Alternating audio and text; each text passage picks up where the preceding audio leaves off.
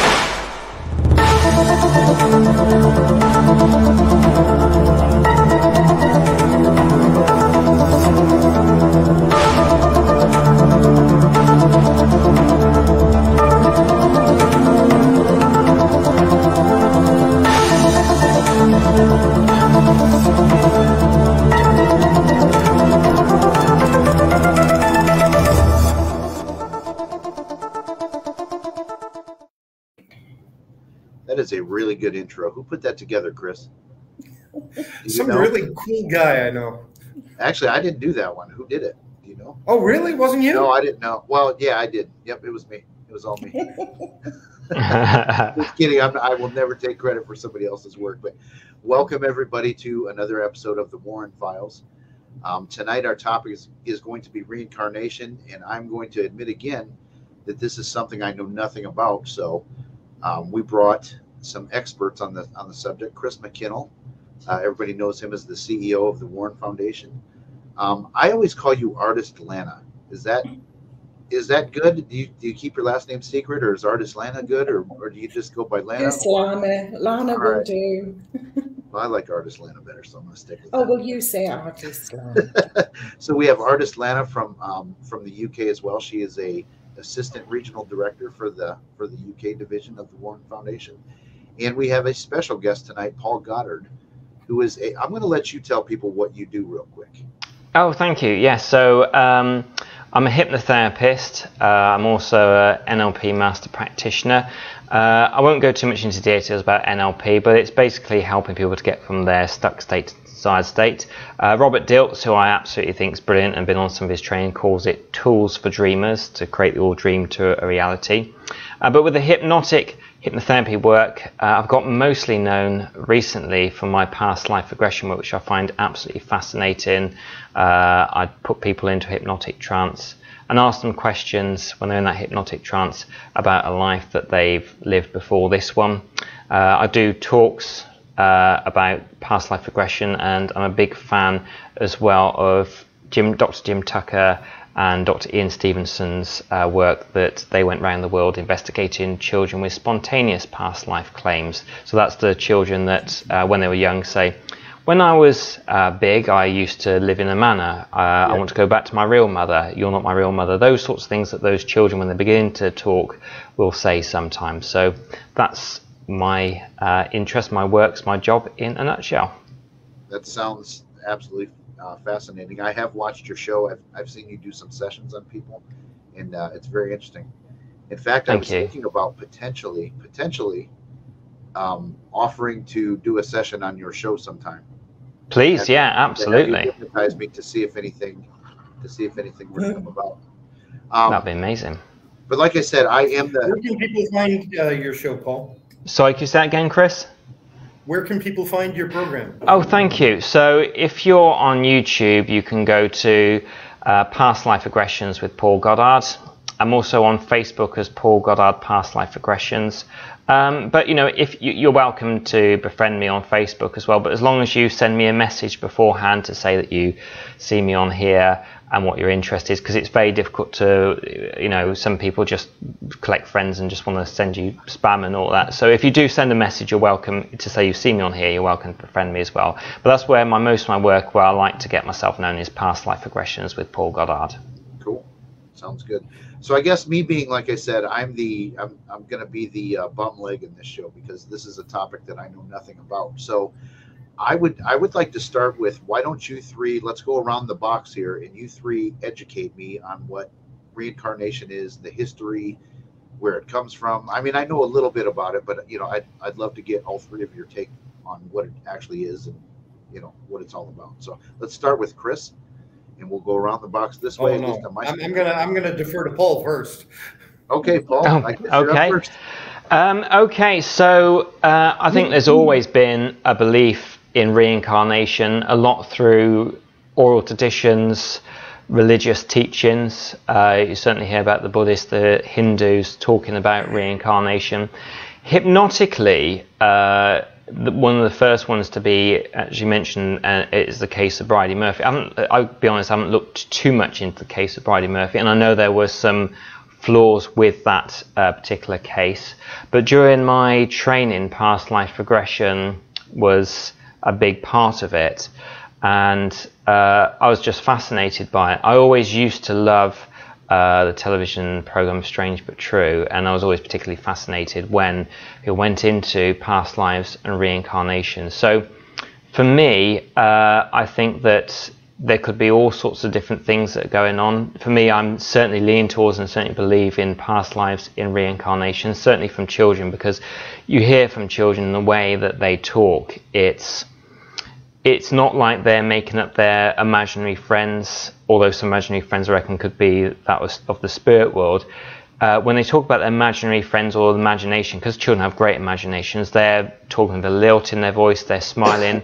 But when children talk about their spontaneous past life claims, they become very serious. They actually become like little adults for a while. So there's that side of things which I'm totally fascinated. And with the past life regressions, I think I'd call myself an explorer in past lives. And there are lots of talk about your twin flame, your soulmate. But what I tend to do is, when I get people in a hypnotic state, is not to have a preconceived idea.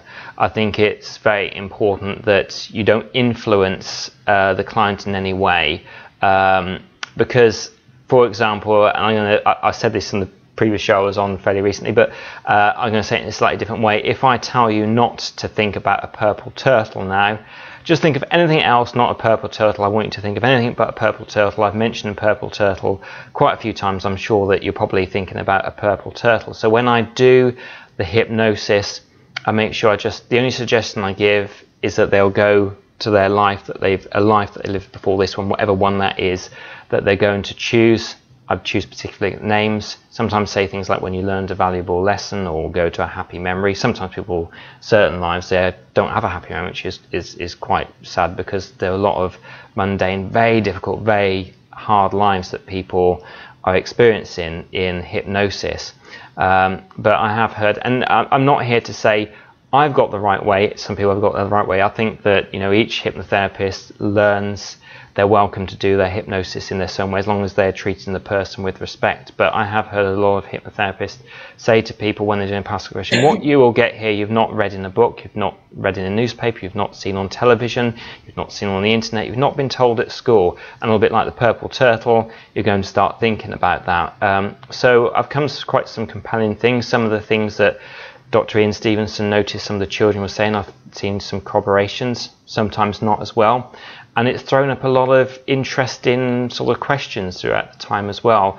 Funny enough, the majority of people, when they pass over in their past life experience, tend to not have the light. Some people do, but most people don't have a light, and that's what we've all heard about. You see a light coming towards it. Most people seem to be, and these people have not met each other, have an experience of sort of floating up higher and higher, and that tends to be the consistent of what people have come through. So I think I've kind of answered the question, not answered the question at the same time in a very roundabout way, but I hope that's all good, Jeff. Yeah, it is. And one thing too, I would really think, like, I guess if I was doing the kind of research that you're doing, I think I would really focus on the kids because they're not, you know, tainted with the internet or stories or history or anything like that. So I mean, that's a pretty innocent base of which to study, I think. You know, yeah, absolutely. So Lana, what's your thoughts on the topic? Educate me. Well, I think, you know, speaking from experience, and I can only speak from experience, was my first sort of wow factor in terms of past lives was Glenn Ford. I was just young. I watched this interview. He was over in England, and I was just amazed by what he came out with. But what I was more amazed at was the interviewer presented him with a picture of the grave, one of the graves of his past life. And he actually stopped the interview. He was so shocked that he said, I would never have come on had I known that you were going to do this. So I was like, wow. So I kind of looked into it a bit more. And then when my eldest daughter was around 4, she came out with a past life, and she came out with a full name. She also mentioned the location of where she was, which was Ireland. And I couldn't ignore it. Your daughter comes out with things that are kind of spontaneous. She even said, I used to bath you when you were a baby. So it wasn't just her past life, it was mine. Oh. So it was a sense of looking into this. And then when I discovered my gift, for some reason, I tap into past lives. So it's kind of, and you could say, well, that might not be validated. But on occasions, I have had them validated. In particular, a lady used to come to me, and she had a few readings with me. If I explain, I'm a psychic artist, so I draw through spirit, and then I give the information that comes with that. So this lady was, she had been a Templar. So to cut a very long story short, she came in contact with somebody who suggested that she go to see a hypnotherapist. So she booked 4 sessions with them, and she literally met her spirit guide, who I had drawn earlier, in the hypnosis state. So it was like a story unfolding.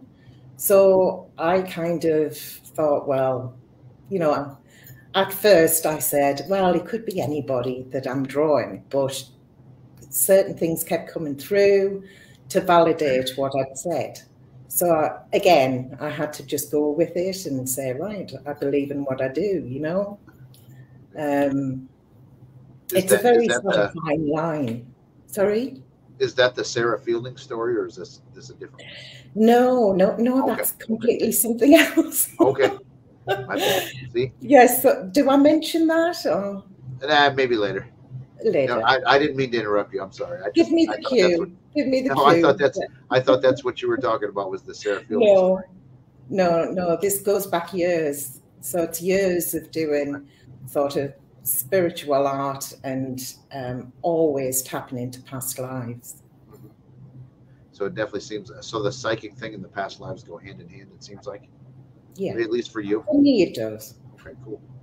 So Chris is a world traveler, so you probably have all kinds of different perspective on reincarnation as well. You know, traveling the world and different. I've got a lot of personal experience with it. I know quite a bit of the history. I mean, it does go back. It goes back many thousands of years. Actually, it is cross-cultural. It's not just Hindus and Buddhists, but it isn't universal either. There are many cultures that do talk about being reborn, but not particularly into a new body, just into a new world. It still fascinates me. When I was 16, my grandfather, he taught me regression hypnosis. That's like giving a loaded gun to a 16-year-old and say, go off and have fun. But, I did. I had a lot of fun. And it made me very popular in high school. Everybody wanted to be hypnotized and wanted to learn about their past lives. But I also learned, as Paul mentioned, to be very careful because you can bias people very easily. I can't tell you how many of them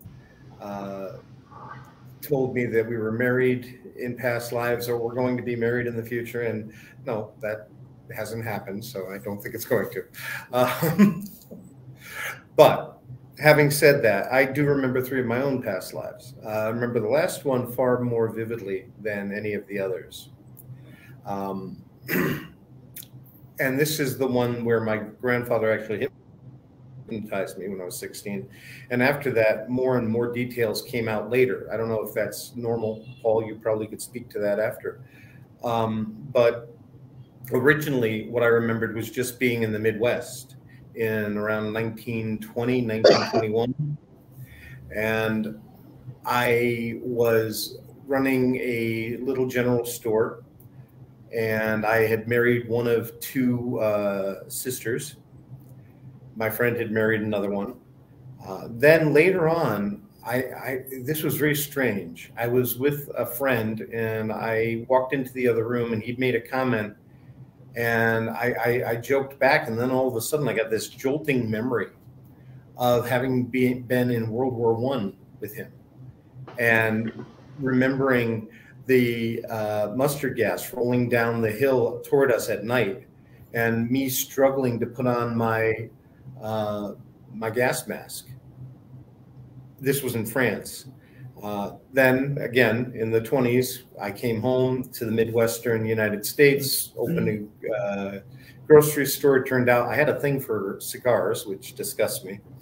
And my friend was a farmer, and he had married the other sister from the one that I had married.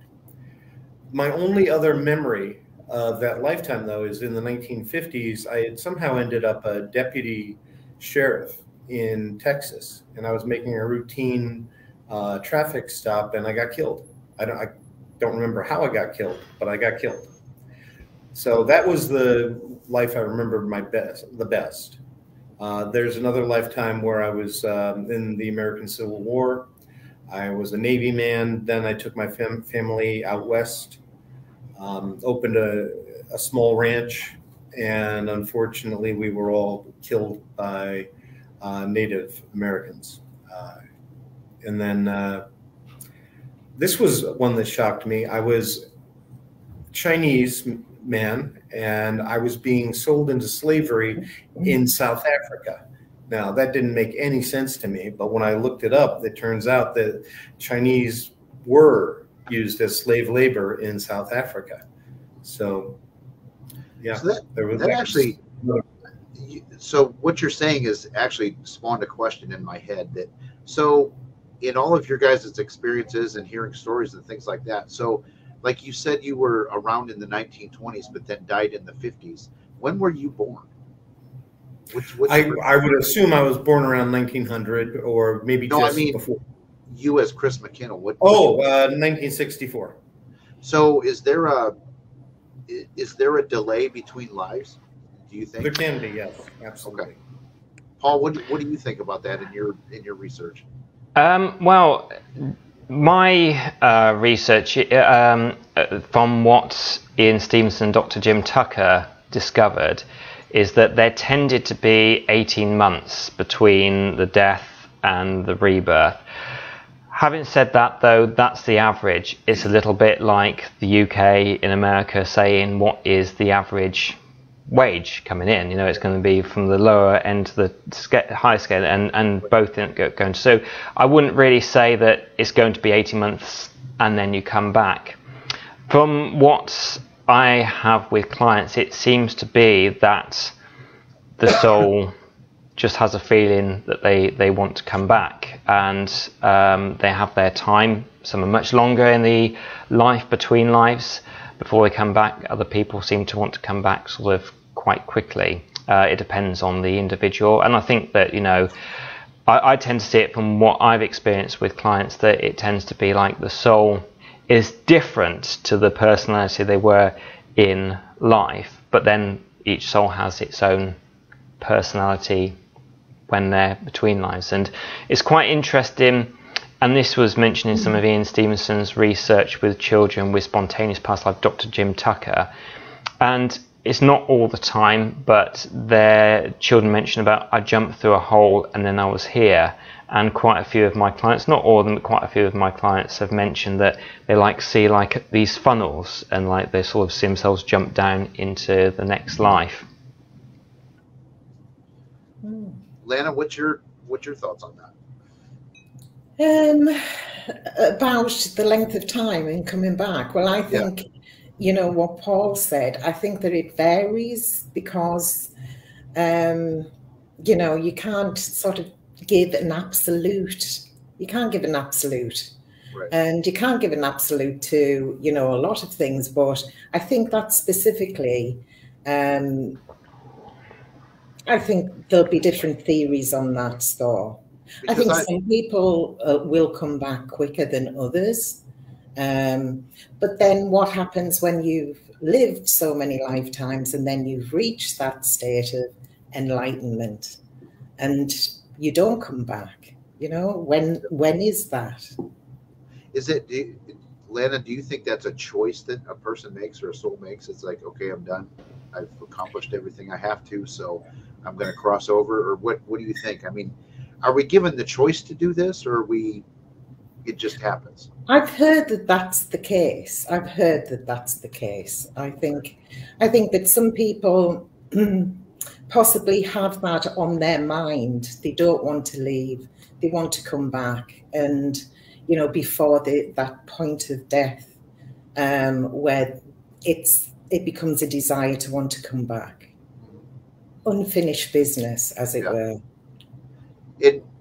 Chris, I'm going to ask this next question, and I'll start with you. So what do you think the role of karma plays in, you know, if you do come back, how you come back? Does your current life affect your next life, if that makes sense?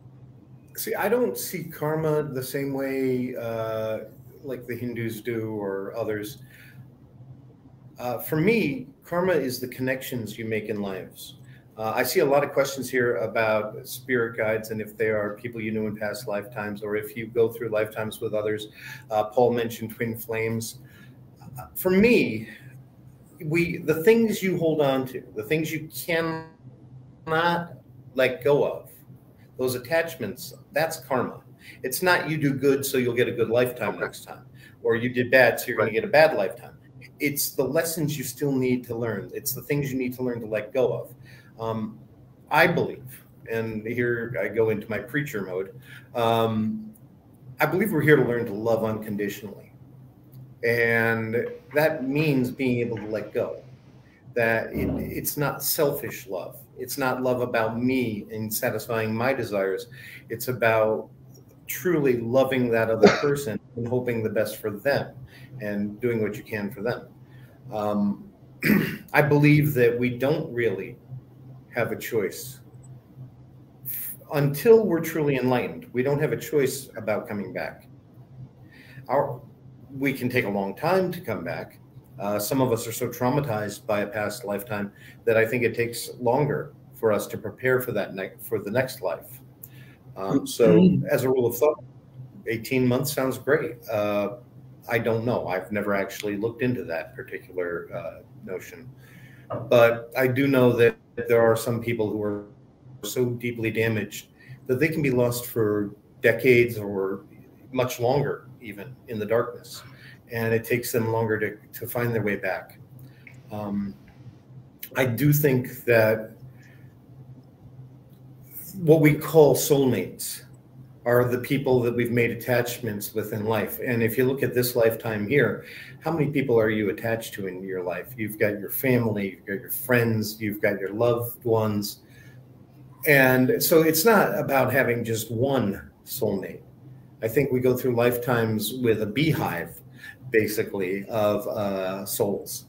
that we interact with. And maybe in this lifetime, one soul that has been so important to you is only there to knock you off the curb and into the street one day. But in the next lifetime, they're your brother or your mother. I do like what Paul said, though, about our souls between lives having different personalities, because we're more integrated at that point. We've got the lessons of all of the lifetimes we've lived. One other thing I would like to mention, though, there are people, well, two other things. The Dalai Lama, for instance, is the 14th Dalai Lama. He's an enlightened soul who chooses to come back. That's his choice, because he truly is a Buddha-like figure.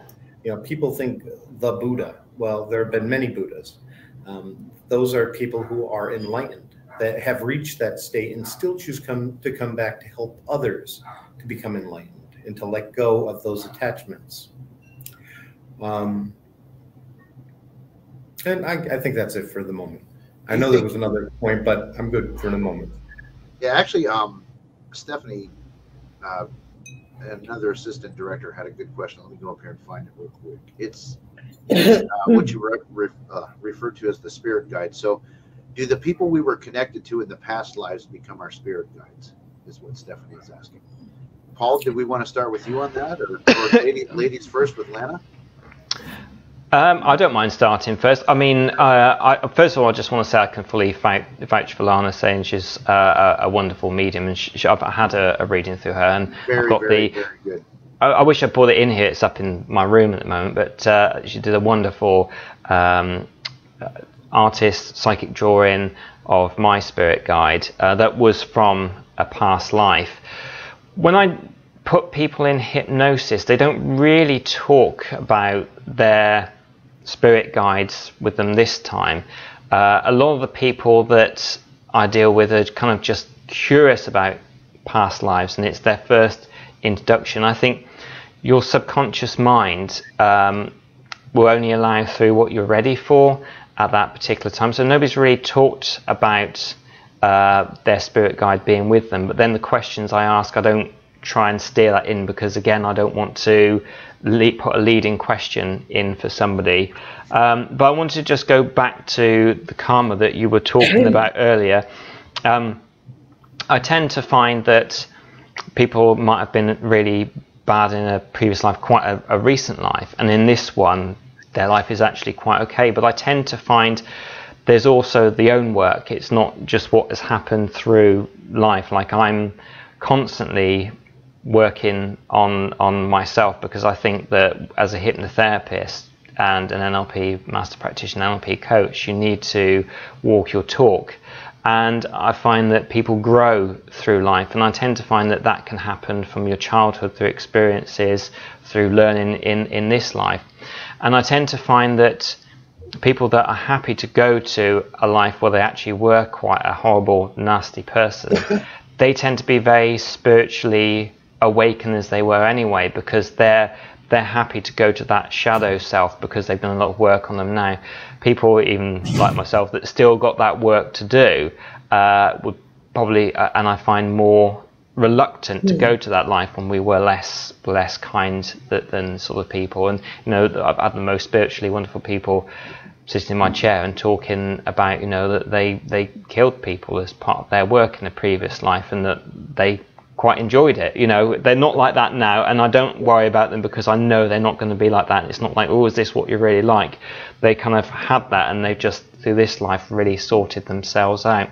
So I think as well with the karma, I like the sort of saying, I think it might come from Buddha or various other traditions, whereas if you point the finger at somebody, whatever you give out comes back 3 times to you.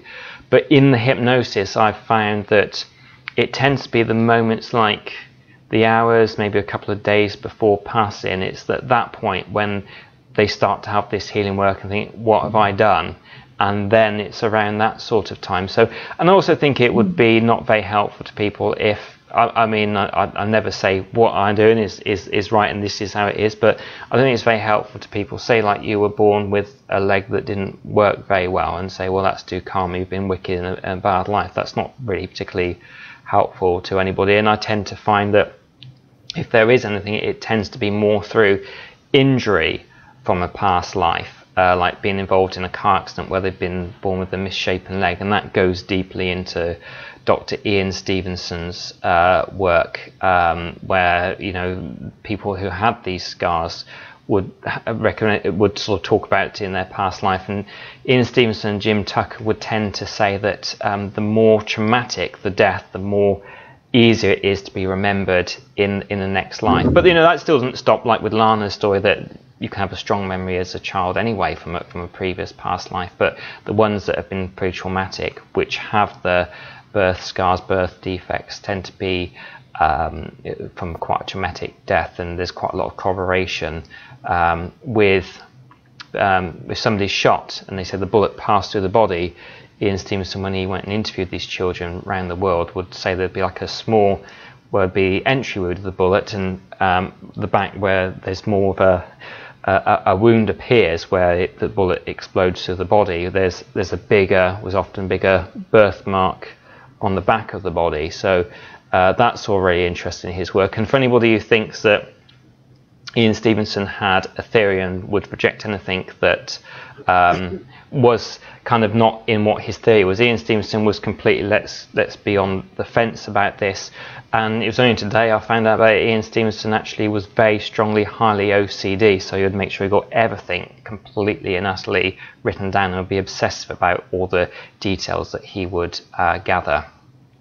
So do you think that your brain, you know, you have the subconscious mind, do you think that is a storage area for information on your past lives?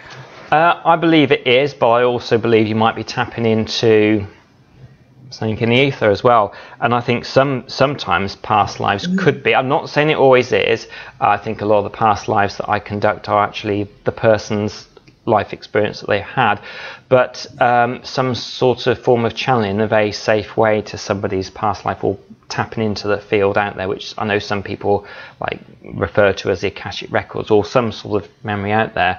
And I do mention this several times, but there's been experiments, horrible experiments, where they've basically taken the rat's brain and they got rats, taught them the route to go on a maze, because the treat would be at the end of it, and they would know the maze inside out, and basically remove bits of the rat's brain slowly, and even though the rat could only just about drag itself through the maze, that no matter how much of the brain they scrambled and removed, the rat would remember the way through the maze. So it does point in a direction, and I don't agree with the experiment at all, it's a horrible experiment, but it does point in a direction that there is some sort of memory maybe outside the brain, because right now we're communicating, I'm using wireless internet. I can't see it, but there's still that connection. Yeah. Radio, television, it's all around us, those waves, we can't see it. So I wouldn't be surprised if it's something outside of us that we can pick up on. Lana, what do you think about that? What do you think about karma? Yeah, what do you think about karma? And when you do readings, do you tap into people's past lives sometimes? There's a whole lot of questions. I'm writing stuff down like crazy. I apologize. Plus, there's really good questions in the comments. Should I just answer Stephanie's first? Yes. Let's go with that. Because through experience, through 25 years of doing thousands and thousands of readings and drawings, I've come to realize that, and it was difficult at first, but I wanted to find out where there was a connection, not just he's a spirit guide, his name's Bob. I wanted to know where Bob came from. Why did Bob come with that person? Why is Bob helping that person? So basically, I seem to tap into the connection, and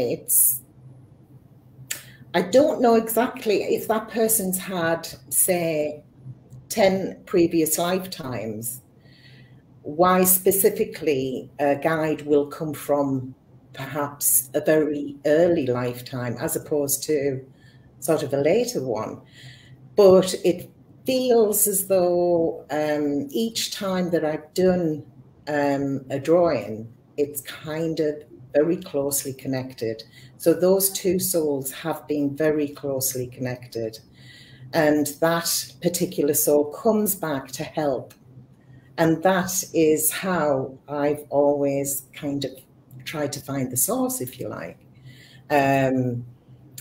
So I would say that not in every case, but I've found a high percentage of the spirit guides that I have drawn, that have come through, have been with that person previously.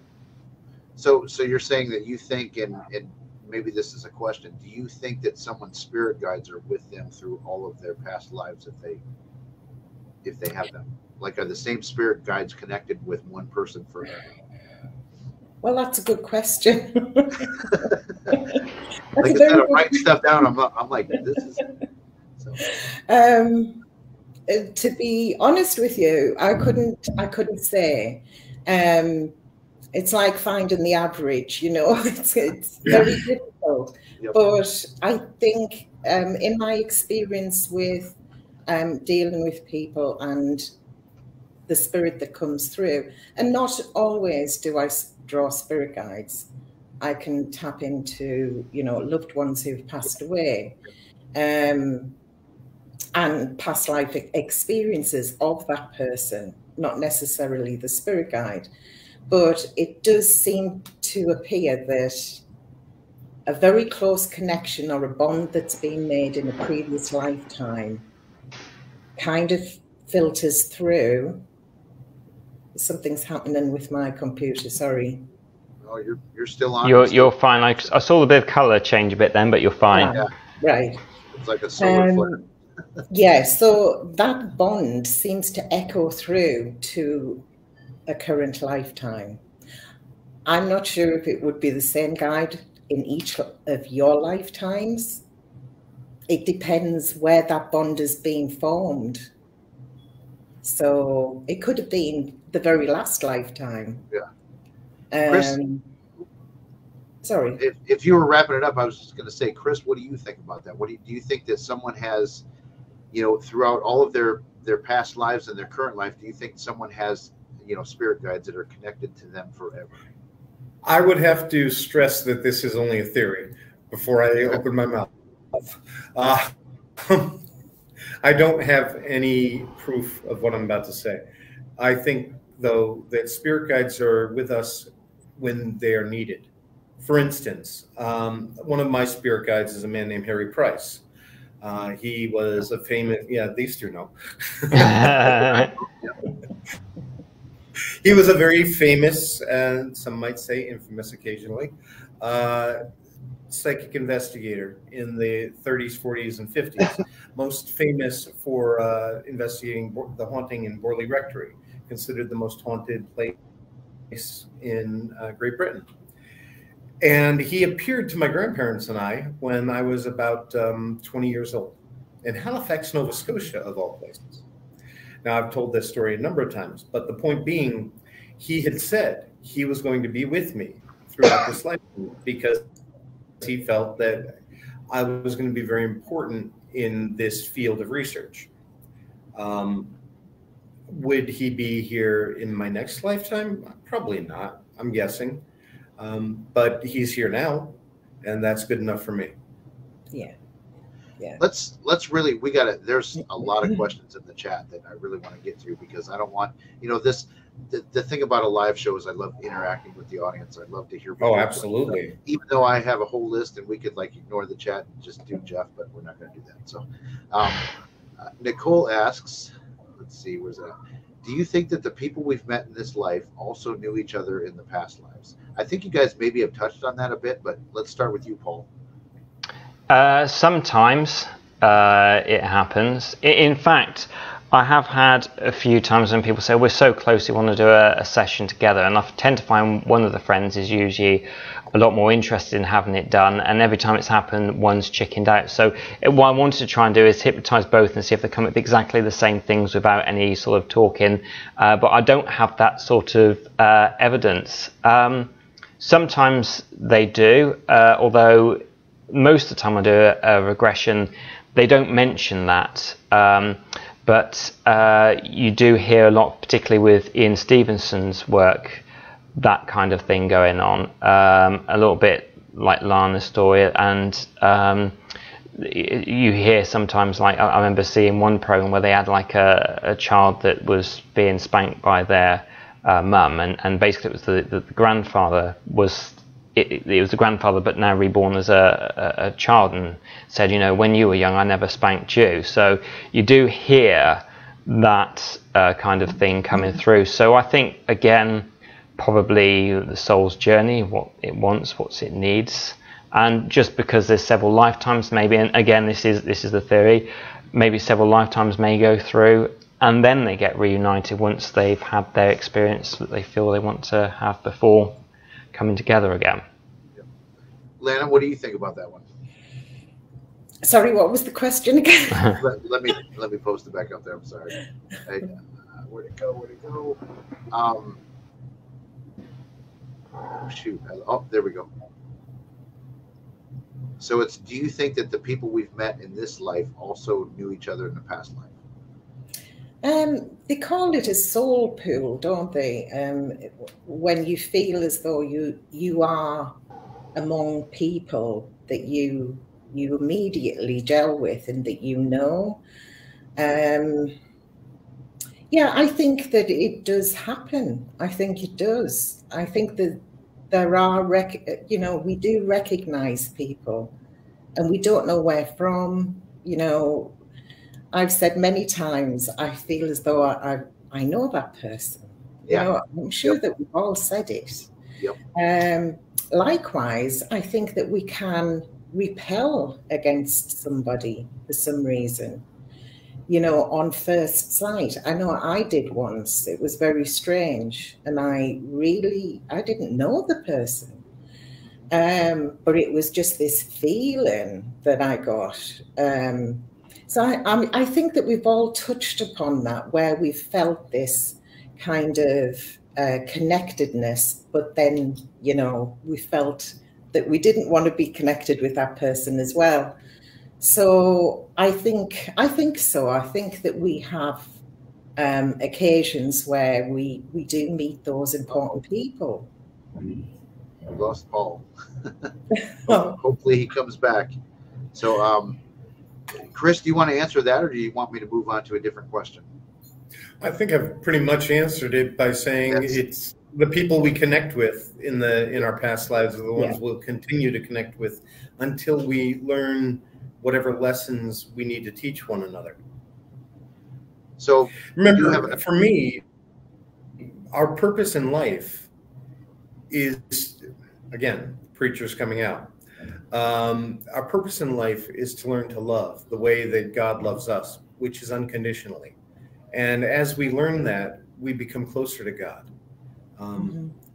But that, you know, according to some, don't know myself, but according to some, I have been around for over 2,800 years. What that tells me is I'm an incredibly slow learner.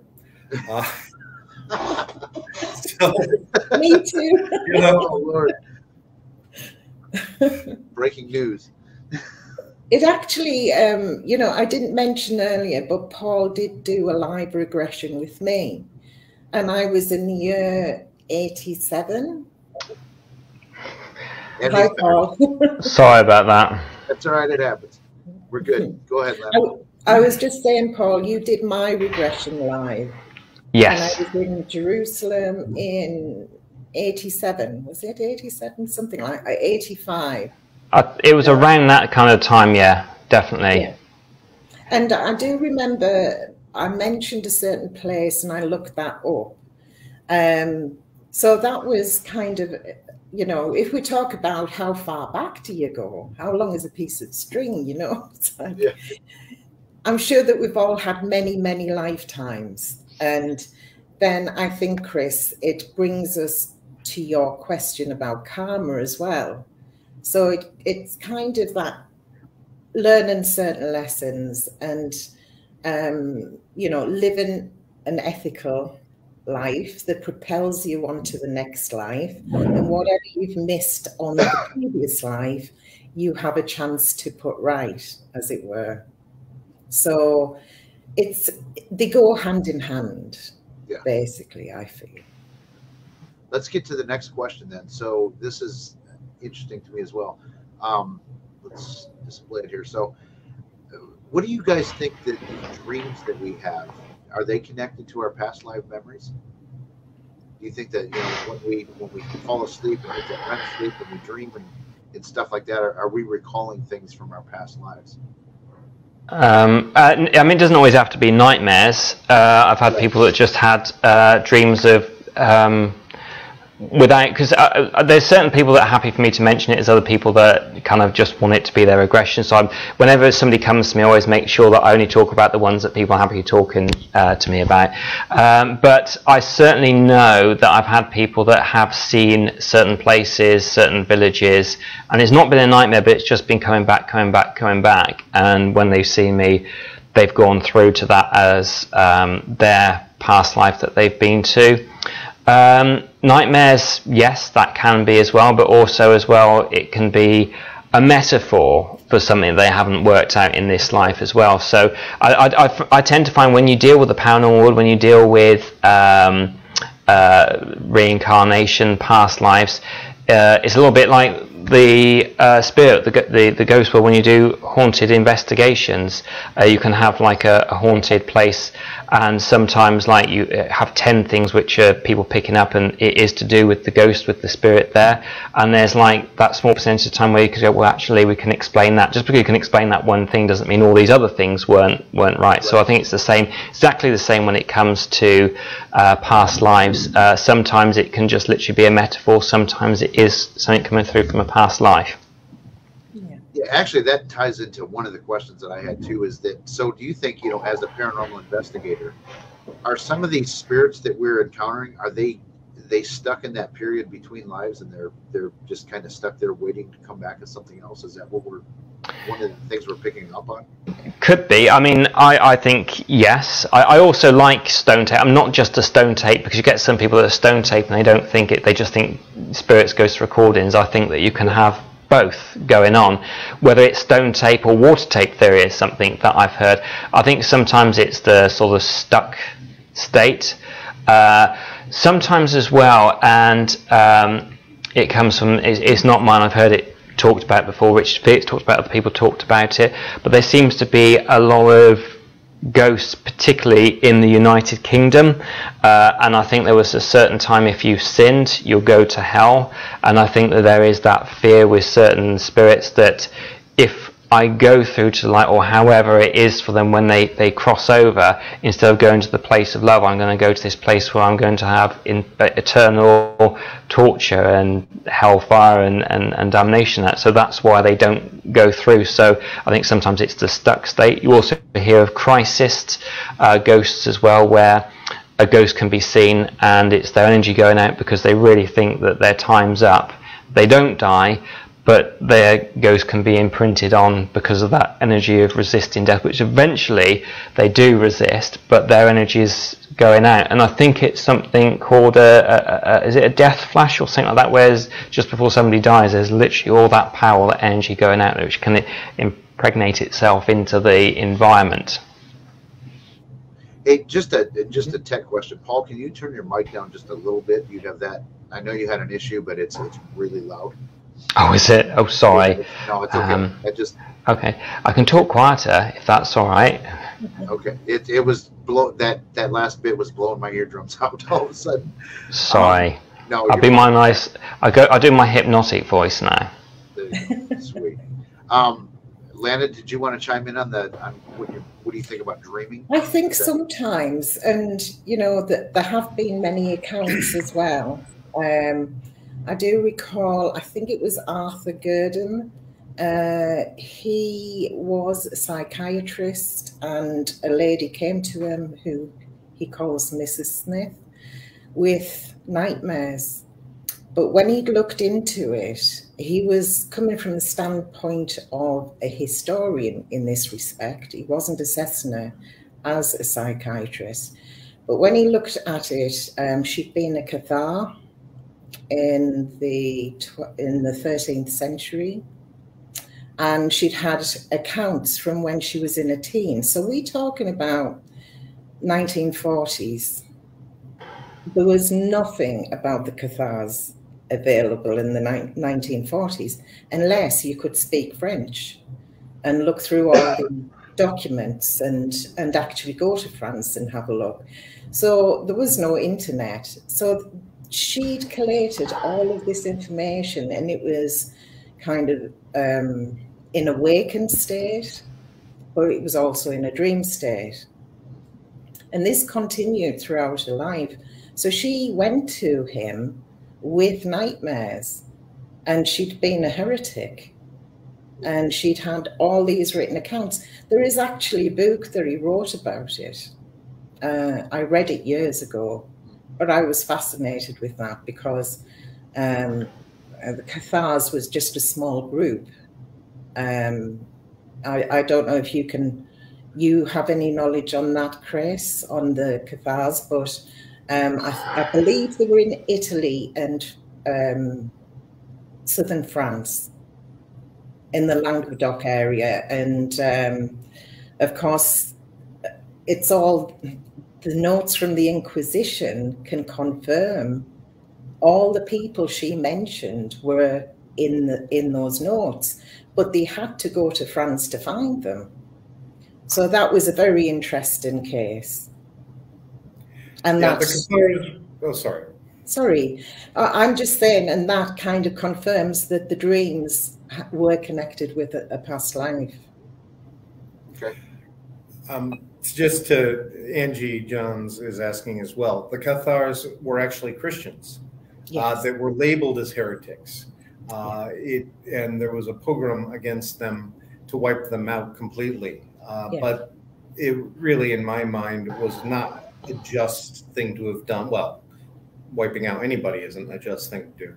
But especially in this case, simply because they were as Christian as anybody around them. Yeah. But they did hold certain beliefs that were slightly different.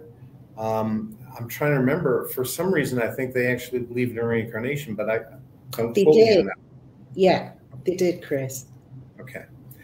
And then, I mean, their cities were destroyed. The entire region was wiped out of them in southern France, in the mountain region where they existed. Forgive me, my lady has just come in with our dinner, so I'll be probably munching on that soon. From what I know, I think we're going to be having Venezuelan hot dogs. So you'll be getting nice. Seeing whatever this concoction is, because it's my first time with it as well. But anyway, I just wanted to bring up a couple of things in my experience working with people, especially like suicide victims. They are often afraid to pass over because they think they're going to go to hell. Yeah. And it's a matter of therapy to help them to understand that that's not really going to happen to them, that it's simply their guilt holding them here, and that they can let go and they can pass over. And we've managed to do that several times, thank God. Now, I don't believe in hell. I'm sorry, I was going to say I just don't believe in hell. I don't believe that hell is a place of brimstone and fire. I think that it is what we create ourselves. And we often, be so filled with guilt and remorse and fear that we'll hide from the light of God. And we'll put ourselves into a state that we would call hellish. But that's our own choice. It's what we do to ourselves. God, I believe, is always there to accept us if we want to be accepted, and to forgive us. I think that our lifetimes are meant to be lessons, and sometimes even, and I'm not saying that we should go out and do evil, but even the most horrible things that happen to us can happen for the right reasons. For instance, if a serial killer came and took me tomorrow and nobody ever heard from me again, yeah, it would be a pretty horrifying experience for me. Even, you know, it takes days to kill me or weeks or months. But my death or my disappearance would affect a lot of people. Yeah. And those people would learn from that in one way or another. And I do think that it's a matter of accepting God's perspective, that even evil has a purpose. And for me, the purpose of evil is for something for us to overcome, to learn from, and to not become ourselves. I know that isn't really where we were supposed to be going with these questions, but that's where I wanted to go. I apologize. No, that's fine. I was just going to say at the beginning of the show, so Lana and I had talked before about my, and this ties into what you were saying, that I was raised very, very Christian. I went to a Christian school, went to church, Sunday, Wednesday, blah, blah, blah. So I've always, I don't want to say because I'm very open-minded too, so I don't want to say I don't believe in reincarnation, because the last couple of weeks I'm kind of like, you know what? I think I got to listen to these people and what they're saying, and that's why at the beginning of the show I offered to maybe be on Paul's show one time and do a live, past live regressions thing, because when Lana first mentioned it, I was like, no, I'm not doing that. That's nope. I'm not going to follow Satan, that kind of thing. But like I said, I'm very open-minded, and it'd be very interesting to see if anything were to come out. Let's get back. It's like everything, Jeff, though. You've got to do these things when it's right for you, I'm going to try and go back and find a question. I just have to share this. This is the most insane thing I've ever seen in my life. That's not a hot dog. That's a taco. This is a hamburger with ham. It looks like it's got chicken. It's got potato chips. It's got this. I think it's got an egg. I mean, yes, it does. I'm not going to be eating again for a week. And all right, let's get Paul back in here. Good. It's this time of night. This culinary delight. It's this time of night. It always seems to play up. I mean, I do loads of live streaming and loads of clients, and it seems to be this time of night it plays up. So, yeah. So I apologise for this. Is it 3 a.m. there? 2 a.m. Oh, okay. Yeah. So not the witching hour, so we're not going to. Yeah. Here's another actually really good question too in the comments. So, Paul, have you had any clients that had ET or UFO experiences they remember in their past life regressions? Well, not in a past life. There was somebody who had saying it was kind of very vague, didn't really get too far with that one. I did have somebody come to me that had a potential weird experience. It's their story, so I won't go into it. And they came to me individually because they wanted to get more answers for it. Again, that one, it was just the sort of thing where they were on some sort of table, they could see lights and things. But I didn't get too far with that one. But then again, that was my really early days of doing regressions, hypnosis, taking them back to that sort of time. I love to do it again because I feel that I've learned a lot more. I'm a lot better hypnotherapist now than I was back then, because like anything, you learn and grow. But no, it tends to be this sort of planet Earth. But as I've said to other people, I think that I don't believe that we're the only life, and I think that it would be very blinkered to think that you only reincarnate on a very small dot in the vast universe. But I think that when people come to you, because a lot of the people that I come to me are interested in past lives, they want to experience it, they haven't had anything like it before. I think that your subconscious mind is always protecting you and keeping you safe, and I think that there's part of that have that realization. If I start talking about being an ET on another planet, you'll think I'm round the bend. So I think that your subconscious mind rejects that. But I keep exploring, keep looking into things. So I wouldn't be surprised if I come across that at some point, because I've had, I think it's 3 I'm sure it's 3 times, where people have been animals in previous lives. Lana, what about your, so you read the psychic drama? Yep, sorry, go ahead, Chris. Well, I was just going to offer an alternative theory here, if I may. Yep. I think perhaps the reason we don't see a lot of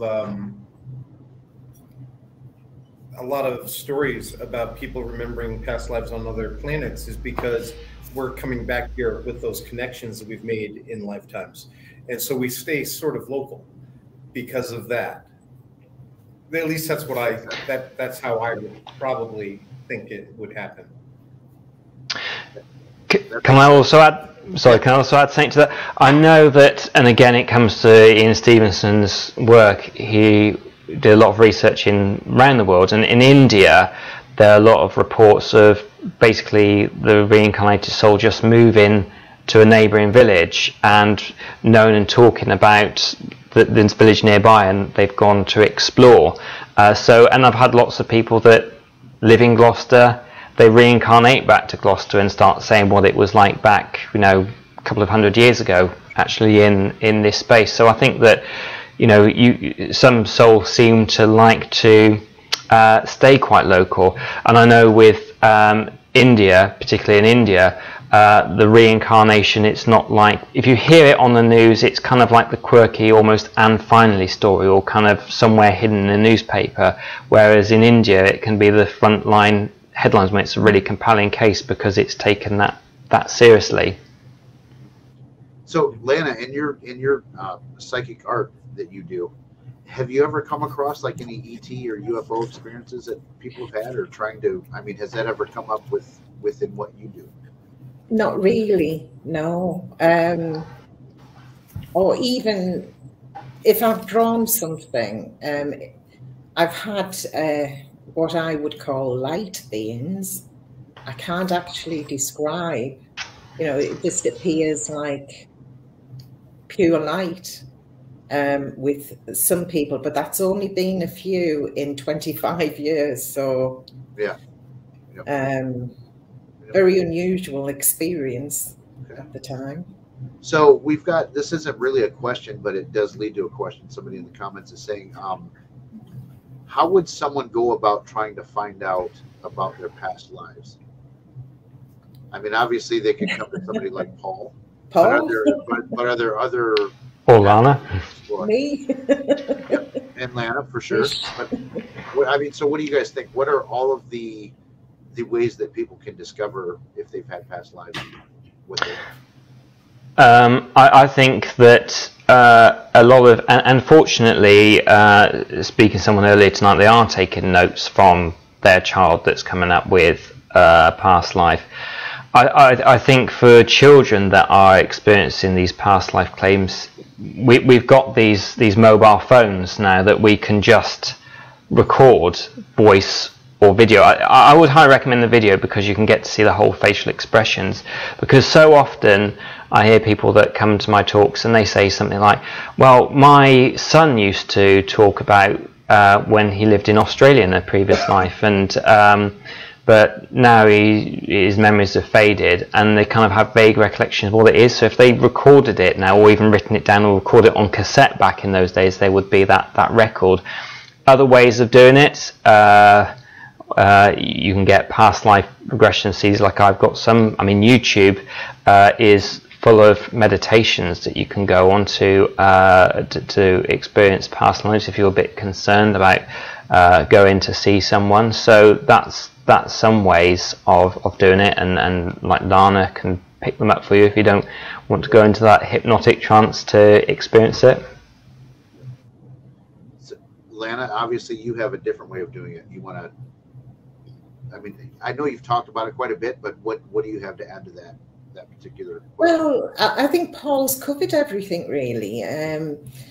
It's, I think personally what I do, it's kind of a quiet taste in a way. It's not everybody's cup of tea in terms of a reading, as it were, because it's a little bit different. But I would say a hypnotherapist. I would definitely say Paul. Thank you. didn't know. Chris, you've gone through But this. as It Paul sounds said, like guided meditations are also excellent. Yeah. They can help you to get into the right state to open you up so that you can start experiencing some of those memories yourself. Yeah. And Chris, you said obviously you've been through, I mean, how have you found out about your, you said earlier, 2,800 years of history. How did you find out about all that? Well, again, I do not have confirmation of that 2,800 Right. years. Others have come to me, psychics and so forth. I mean, there was a psychic who had come to me who was pretty extraordinary. I mean, she was about 21 years old, had 3 kids, lived in the backwoods of Tennessee, no internet, no education to speak of. And yet she's describing to me her experience meeting this man that she says is speaking Spanish to her, and she don't know no Spanish. And he's showing her this giant place called the Vatican, and she's never heard of it, the Vatican, of course. Mm-hmm. And she is able to list off all of the roads surrounding the Vatican. And then she's describing both the way it looks today, the plaza, and the way it looked 1,000 years ago. And then she's underneath the Vatican, and she's naming off all of the popes in their crypts, and she with the dates and everything. It's extraordinary. And then she's talking to this man. Turns out who she's actually speaking to isn't a man speaking Spanish. It's Padre Pio. So I thought that was pretty amazing. Yeah, especially with your family's tie to Padre Pio. Exactly. And she's the one that first told me that 2,800 years ago, in the land that is now Germany, I was a metal worker, precursor to blacksmith. Not quite that yet. And that was supposedly my first life. Now, she told me a few others that I refuse to believe. Just because it's too historically huge, and I'm just not willing to accept that. But anyway, for me, I mean, there have been billions and billions and billions and billions of us. The chances are that I was never anybody very significant, and I refuse to believe that I would have been somebody that this person was saying. So I've got to first of all say that it is my 9 o'clock union break, so I'm going to step out for a second, but I'm going to ask you guys a question first. Natalie wants to know, how can parents respond if they see this occur with their children? Because like I said before, I really think the children are the most credible cases of from what I'm hearing tonight about past lives. It's because a kid is not going to be able to have the knowledge and the history base and all that stuff to make things up like that. And a lot of times they do come through. I've heard stories of details of historical events that, like, there is no way a 4 or 5-year-old is going to know about a specific battle in World War II or something like that. So if you guys could, let's go around the box again. We'll start with Paul. If you could answer that question, because you probably have some good advice on that. I would say for the children, ask the questions. I mean, particularly it's going to be completely okay if it was a nice life and they were quite happy. You can just ask them questions. I think that, don't say anything like I hear, unfortunately, a lot of parents saying, oh, don't be so silly, oh, that's nice, and dismissing it just like it was just like their imaginary friend, even though I think some imaginary friends can actually be from the spirit world. If it is something that was more traumatic, not to just sort of dismiss it and go, well, that's all over now. Kind of say to them, that must have been really quite frightening for you, and if they were brave, you were very brave to see that through. But then after you've fully acknowledged that trauma they've been through, saying, and that happened then, you're okay now, that's never going to happen to you again, or something like that. So you basically acknowledge it rather than just push it aside. I know that it was Edward I know all these things. It's probably because it's late, I can't think of the name, but it's a very famous story. They wrote a book called Soul Survivor, and he was a fighter pilot, James Houston, and it was James Jr. This person was known as, and basically he was shot down by the Japanese over the water, and this little kid kept having night terrors over and over again, basically kicking and screaming, saying the man can't get out, the man can't get out, and he ended up saying, look, he was the man in this airplane.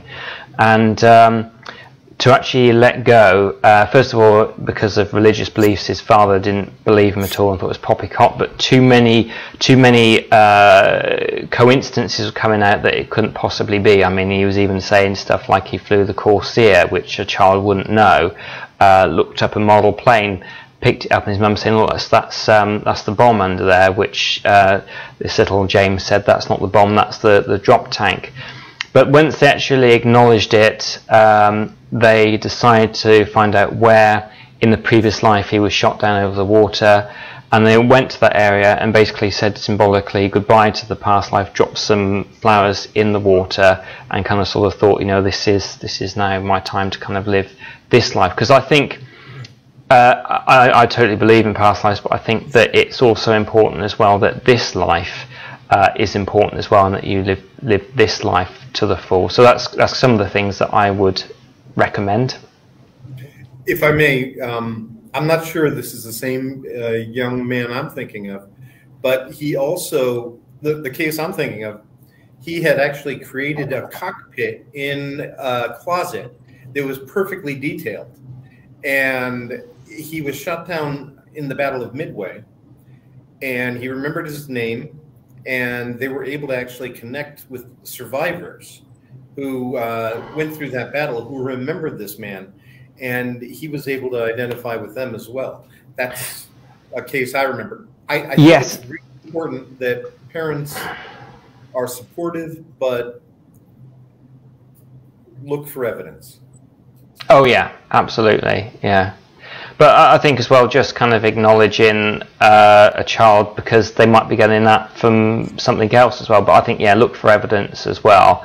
And again, not reach a conclusion like this is definitely a past life, or no, it's not because it doesn't fit in with my religious beliefs. Just kind of being that, what I put as a skeptic in the old-fashioned Greek sense of the word, which isn't a naysayer that we think of skepticism today. It was one that kept on going, inquiring. So I think that it's important that the parents look for the evidence and inquire about it, but treat the child with respect, and it's not their silly story. Lana, what do you think? I think, when it happened to me with my eldest daughter, I really hadn't awakened my gift as it were then. So I didn't neither discourage her or encourage her. So I just listened and I noted it down. But the more that she spoke, you've got to kind of judge it, because as Paul said, it could be something that they've heard a story about, or they've dreamt about. So you've got to kind of, your child. Nobody knows your child more than you. So by exactly what Paul said, the facial expressions, the way they react into a certain dream or a vision or the information that's coming through. So I neither discouraged my daughter, but I didn't exactly encourage her to go further. I allowed her to come to me to tell me these things, because looking at things now, it could have been a traumatic life. Yeah. So the more that you encourage them to go into it, and if you have no knowledge about what to do with that, that sounds like really good advice. I mean, you're right. If it was a bad thing, you don't want to burden a child with that. So that makes total sense. I'm going to ask her. Somebody was asking if this would be available to stream later. So shameless Yes. plug. Yes, of course. It'll be on the Warren Files YouTube channel, along with about 100 other of our videos. And Facebook. All the videos are recorded on the Warren Files research page, and they're always recorded on there too. So I've got another question. This is a personal question of mine. So let's say I'm skeptical. Has there been any science done, like true traditional science, to prove, the theory of reincarnation or past lives or whatever? Is there any scientific studies or anything like that have been done? The only ones that I can truly know of is Ian Stevenson, and I mean, it's fascinating. I highly recommend people look into him. So I'm sorry I keep going back to him, but it's the person I've looked into the most. After all of it, and he interviewed thousands and thousands of people. He had about 100 cases at the end, which he thought were really, really strong, explaining what had happened under any other circumstances is very difficult to do. So he said for those particular 100 cases, reincarnation was the most compelling answer, even though it's not the only interpretation. And he did admit that even those 100 cases were so strong, there was just some little tiny flaw in it somewhere. But I think as well, you're talking about past life memories, and in hypnosis I think you can remember a lot and recall those things that you've forgotten. But it's a little bit like, tell me about that holiday you went on with your family when you were 6 years old and you were camping, you went to that restaurant. What was that restaurant called and what did you actually have? You can't remember every single little bit absolutely so on. So I think with anything, because it's not putting somebody in a Faraday cage, I think when you're dealing with this field, you're going to get little bits of mistake. And I think that the subconscious mind and the mind like to fill in the gaps, and I do notice that with any kind of the regression, even if it's not a past life regression, the mind will come up with a little bit of a gap to fill in where it doesn't quite fit sometimes. So I fill in that hole, and that's why I never ever do, and I have been asked for it, not for a very long time, but quite a few times, for me to hypnotize somebody to bring up something that they want to know for a court case. First of all, I think that's incredibly dangerous to do because of the filling in the gaps, and also as well, it would just be chucked out straight away and wouldn't do the person any good in what they want to find out, and probably would do a huge amount of damage to myself and maybe other people's reputations for hypnosis. Yep. Yeah, that's a good point too. So, Lana, what do you think about that? Well, I think, there have been various people who have devoted their lives to this. There was a man called Arnold Bloxham, and he recorded something like 400 accounts. I believe he was interviewed by Magnus Magnusson going back to 1976. So again, it was in that period of time when it wasn't really that well known. So these people, these pioneers who took it on themselves to do all of this work, it's kind of, they have dedicated their lives to it. And so he had some interesting accounts, things that you can't kind of dispute really, because there were things that could be proved. Dates, names. That's the thing. This is definitely though like almost like a non-scientific area of study, because it's almost all personal experiences. There's no, like you said, the Faraday cage. You can't put somebody in a Faraday cage and put the next person in, and there's no scientific method to prove that this happens. But that doesn't mean it doesn't. I mean, just because science can't prove something doesn't mean that it's not real. I mean, exactly. Chris, what do you think about that? Science can't prove love, but it exists. Yep, exactly. Yeah. The problem with this, I mean, I can come up with alternative theories for why a child would have memories of a different person's life. Again, residual hauntings are a way of looking at it. As Paul mentioned, it's the stone tape theory. Same idea. It's this energy that's carried on from lifetime to life, or through lives, or through the years. And perhaps a child is picking up on that. I don't believe that. I believe in reincarnation, but it's something, it's an alternative theory. And I am actually one of the most skeptical people in the world. I'm a skeptic, but I'm the skeptic in the way Paul described it. I look for evidence. I believe, but I don't believe every single thing that's said to me. I have to see proof for that particular incident. Jules Eckert actually has given us a wonderful resource, and it's free online. She says Michael Newton's books, Journey of Souls and Destiny of Souls. Psychologists who accidentally regressed somebody back to a past life and then studied thousands of people and the things they said in common. Very fascinating. Great books, and you can even find a PDF for free online. That's cool. I'll check that out. Yeah. I'm searching for questions, so somebody talk. Well, I mean, sorry, I seem to be the one that comes in first. If anybody else wants to go first, they can do. I just want to say one thing only, and that is, I apologize for reading, but I traveled from Cusco to Lima today after a day's delay. I've barely eaten for 2 days, so I am so sorry that I'm eating in front of you guys. No, that's fine. You never normally do. So actually, I did find a question. So what do you guys think deja vu plays a part in this? Yeah, I believe it can be, but there's been some research that sometimes deja vu can be a little mini blackout. So you actually go somewhere, see it, and for a split second it's literally like that. Your brain just blacks out for a second, and then you think, I've been here before, and it's because you're just remembering something 20 seconds ago before you had that little miniature blackout. That's one of the possible non-interpretations of it being reincarnation. But then you do hear of people that go to somewhere and they always either get a sense of fear, a sense of belonging, being at home, and then when they've dived into their past lives, something will, sometimes it can be something that's triggered.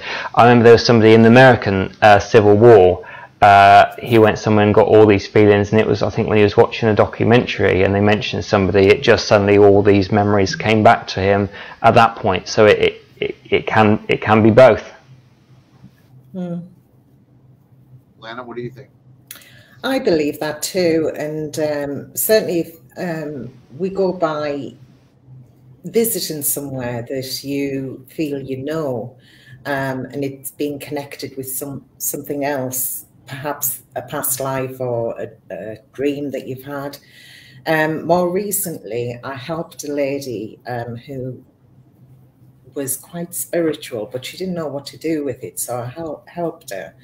And she told me about a recurring dream, and she went to a place I think with a partner. She went to visit this place, and it was the place in the dream. She'd never been before, so she knew it. She knew the streets, she knew the houses, she knew that there was a wooded area nearby because she'd wandered through it in her dream. So, you know, could it have been a past life? Well, she was taken back in time in the dream, so. But it could have been a spirit. I'm going to ask Chris the same question, but I've got to add this before. You know, this is, anytime I have any kind of like deja vu experience, I always go like, to break it up, because I don't remember if I died or not. So I just want to stop that. If that was the end, it's like, oh, I got to stop this. So,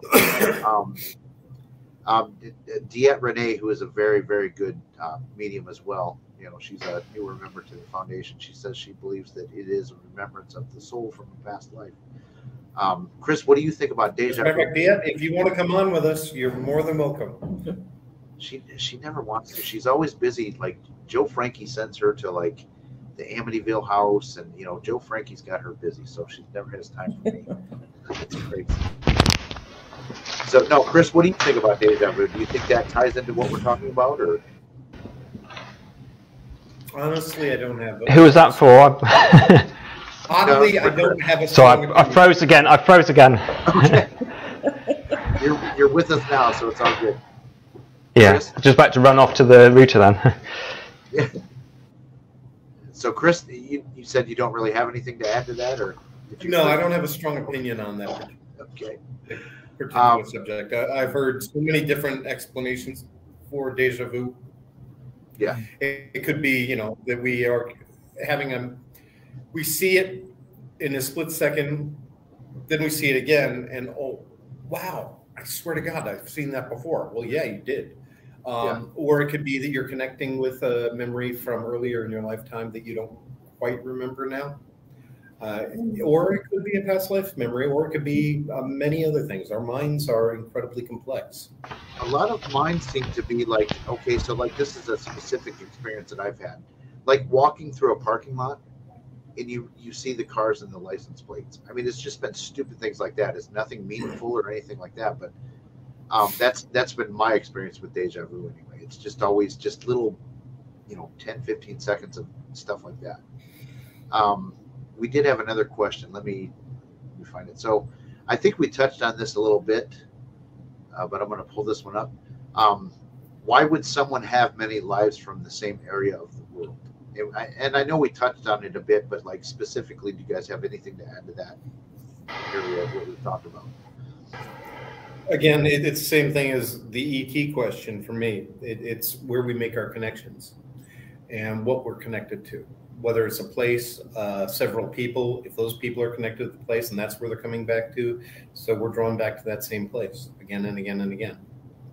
But sometimes our souls need something different and need a change to learn new lessons. So maybe in one life you're going to be in China, in the next lifetime you're going to be in India, in the next lifetime you're going to be in South America. It depends on you and your soul's progression. That's my opinion.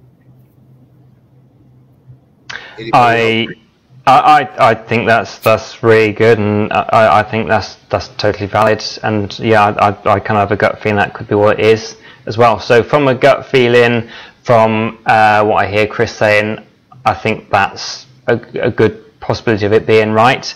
From my own research, I'll have to say I don't know. that's the truthful answer.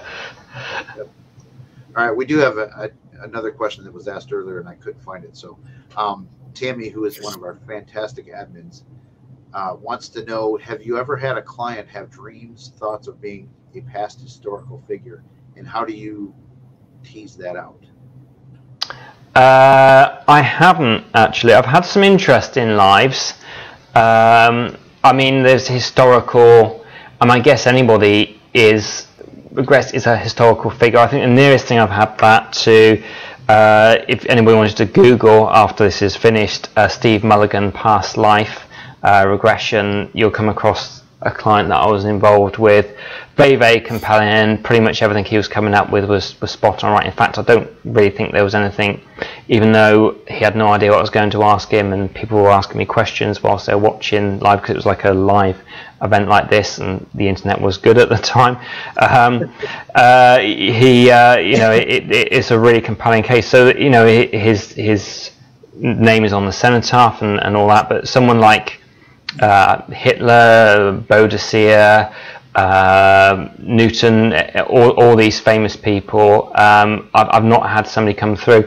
I mean, even people that have done it even longer than myself, and like in their 60s now, they can say they can just count on one hand or maybe two hands the sort of famous people that come through. I mean, there's no reason you're famous you might not come through. I remember, I've forgotten the name of the actress because it was so long. I mean, I've done so many of these, but having somebody come through I thought was going to be potentially a famous actress at one point.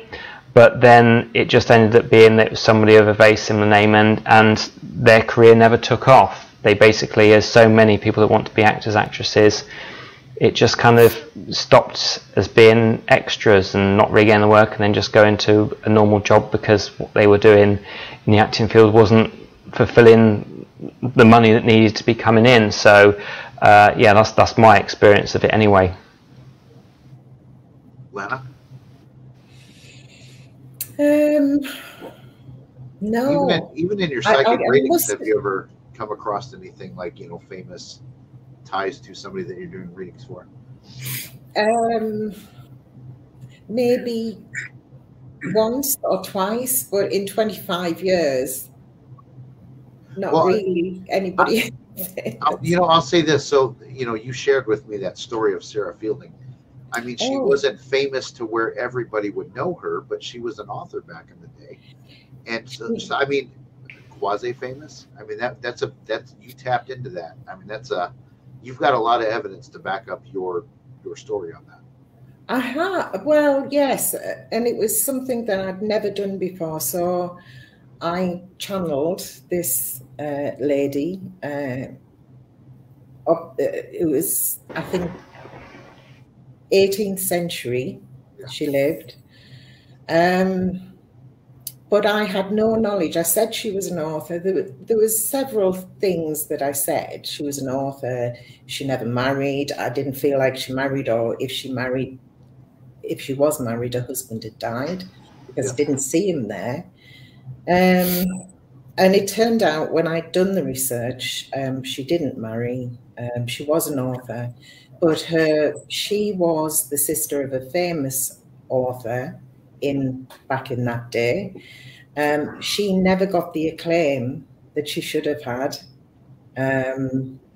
I also saw an abbey behind her, or a ruined abbey, or a church. As I looked through the evidence, or the information about her, she did live in Glastonbury. She was brought up in Glastonbury, which does have a ruined abbey. But also her memorial stone is in Bath Abbey, which I didn't know. So, I was quite shocked myself. It's a really cool story of how this all came about, and then you researched it and found out, oh my gosh, there is so much evidence that backs up what I felt, Drew, and it's a cool story. So. And I'm still going to try and put some video together about that for you. Thank you, Jeff. Everybody visit Lana's TikTok. What is your TikTok page? Oh, no. Yeah, say it. It's @Lana_spirit vibe. Right. So there's Lana's promo. Chris, same question. Have you ever about TikTok? I have no idea. No. I know we have it. Historical figures. I know your question. I know. Yep. Again, I have never hypnotized anyone that ended up being famous. So, like I alluded to earlier, supposedly I was someone famous, but I don't believe it. So when you look at the number of people that we remember throughout history and the number of people who are forgotten, the chances of a truly famous person being the one that we happen to regress are awfully slim. Although, having said that, Aurora North did mention in the comments that she was a handmaiden to Cleopatra, which it's famous adjacent. That's pretty cool. Yeah. Yep. So actually, okay, this question just hit me because, Chris and Lana and probably Paul, you probably know this too, but there's a big element of the paranormal help world that are completely frauds and horrible at what they do. We call them paranormal predators. Is there the same thing in the hypnosis world, as far as like do people talk people into past lives that maybe will harm them or damage them or scare them or anything like that? Anybody that's been through some proper training, I haven't come across it myself. I think that the problem, it comes more from, and I'm not, because I did actually do a stage hypnosis course, not because I ever wanted to do stage hypnotism, but it was something that, I thought people always ask me questions about stage hypnotism. If I do the course, I'll know how to answer the questions properly rather than I feel this. And also as well, it did teach me some really incredibly helpful things for the hypnosis, hypnotherapy work that I do, certain language patterns and things like that. In people that actually have it as therapy and past lives, I've not come across it myself. And even on the stage hypnosis, people are mostly very ethical about it. There have been a couple of times where I've seen things that I certainly wouldn't do. I think when you've got somebody on stage, you have to be so careful because you don't know what could be a trigger. If you're doing something like, to be honest, very rarely people bark like dogs, cluck like chickens. I've seen it a few times, but kind of like, you know, you're a footballer, you score a goal, all those sorts of silly things. You know, if somebody's actually volunteered to go up on the stage, you're not going to really trigger stuff. But I remember seeing something, it was on YouTube, I don't know if it's on there anymore. I mean, told about it, and I was not impressed at all. Somebody was on stage, and they kind of alluded to something to this girl, which I won't go into because it's actually quite disgusting, something on a sexual nature, and this girl that is in it just gets up and screams. It's not like, you know, like she like properly screams, and everybody thinks it's hilarious, but you have got no idea what has happened to her in the past, what might trigger that sort of trauma.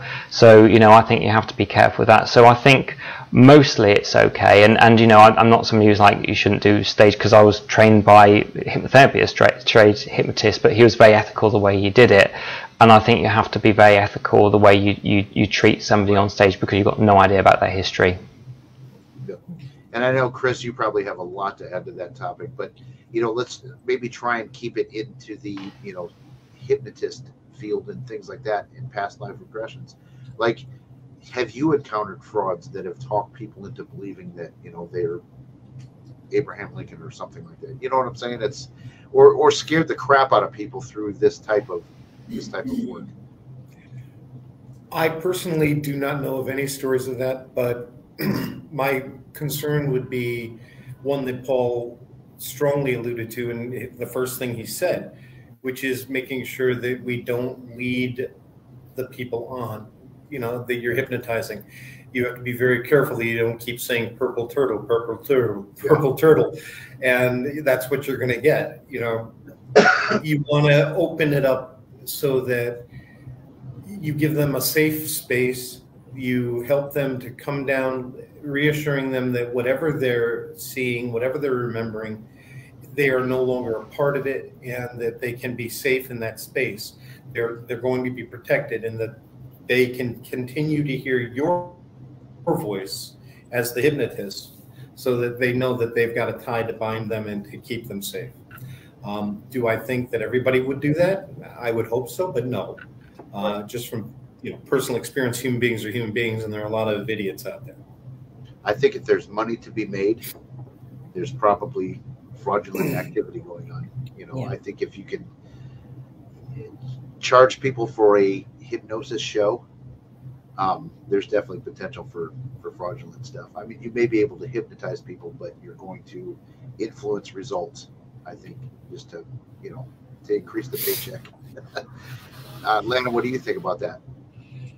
Well, you know, in terms of looking at the kind of work I do, then definitely there are mediums and psychics out there that mislead people, that say things that we shouldn't say, you know, scare people, cause a lot of damage. And, you know, it holds a huge responsibility. When you have a gift, you've got to treat it right. You've got to be ethical. And I think ethics are a good test of whether or not somebody is truly gifted in what they say they can do. Because I'm sorry, but these guys that are famous on YouTube that have paranormal channels that, you know, demon is every other video, you know, real demon caught on tape or true proof of demon attack, and you know, you watch the video and there's nothing in there that even relates to it. So like, but that is a good judge of, you know, who's legitimately doing the work, is if, you know, if their ethics are in place. And, you know, it doesn't, you know, as members of the foundation, we all sign a code of ethics, and, you know, it's very important to follow. This is not going into the past life regression thing, but there's a case that I'm following where it started a couple months ago, and I've literally watched this lady become more insane than she was before because of what paranormal predators have told her.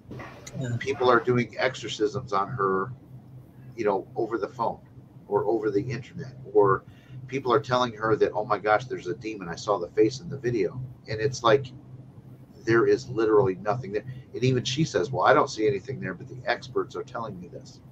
I mean, so people that claim to be experts can do a world of damage, and she is in a very, very bad place right now, because of I just want to say quickly, if somebody's saying they're an expert on the paranormal, run. None of us are. Yep. An expert on anything, really. I mean, that isn't, I don't want to say anything like I'm an expert tile guy, but I am not an expert paranormal investigator. I mean, Paul, do you consider yourself an expert hypnotherapist? I mean, I consider myself a professional, like everything. Yep. Yeah. You're always learning. I know that I'm much better now than I was 5 years ago, and I know that I'll be even better, or I hope I'll be better, in a couple of years' time. You're always learning and grow. About the ethics of things, a great question you can ask if you're going for hypnotherapy with somebody, particularly on the past life things, is to ask the question, what happens if I come up with something that I don't like?